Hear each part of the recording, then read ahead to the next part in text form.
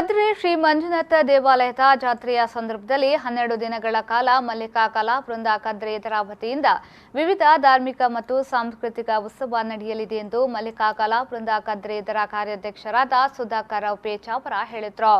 ಅವರು ಮಂಗಳೂರಿನಲ್ಲಿ ಮಾಧ್ಯಮಗೋಷ್ಠಿ ನಡೆಸಿ ಮಾತನಾಡಿ, ಜನವರಿ 14ರಿಂದ 25ರವರೆಗೆ ಕದ್ರಿ ಶ್ರೀ ಮಂಜುನಾಥ ದೇವಸ್ಥಾನದ ವಾರ್ಷಿಕ ಮಹೋತ್ಸವ ನಡೆಯಲಿದೆ.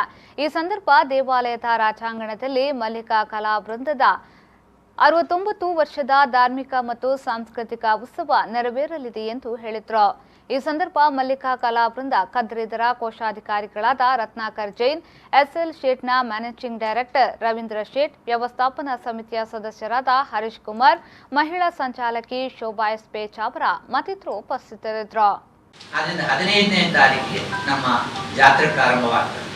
ಅಲ್ಲಿಂದ 9 ದಿವಸದ ಕಾರ್ಯಕ್ರಮ. ಆದರೆ ಮಲ್ಲಿಕಾ ಕಲಾ ವೃಂದ ಕಳೆದ 68 ವರ್ಷಗಳಿಂದ ಸಾಧನೆಯನ್ನು ಮಾಡಿ ಬಹಳ ಪ್ರತೀತಿಯನ್ನು ಪಡೆದು ಅದರ ಜನರು ಅಲ್ಲಿ ಕಾರ್ಯಕ್ರಮ ಕೊಡುವಂತ ಅರ್ಜಿಗಳು ತುಂಬಾ ಬರುವ ಕಾರಣ ನಾವು 12 ದಿವಸ ಕಾರ್ಯಕ್ರಮ ಮಾಡ್ತೀವಿ. ಆ ನಂತರ ಸಂಪ್ರೋಕ್ಷಣೆ ಏನಿದೆ ಜಾತ್ರೆ ಆದ ಮೇಲೆ ಅದರ ದಿವಸವೂ ನಾವು ಕಾರ್ಯಕ್ರಮ ಇಟ್ಟುಕೊಂಡಿದ್ದೇವೆ.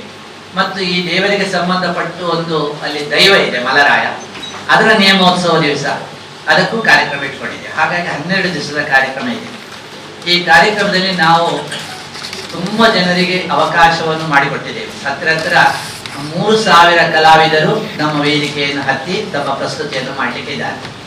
ಮತ್ತೆ ಎಲ್ಲ ವೈಖರಿಗಳಿಗೂ ಕೂಡ ನಾವು ಅವಕಾಶ ಕೊಡ್ತೀವಿ. ಉದಾಹರಣೆ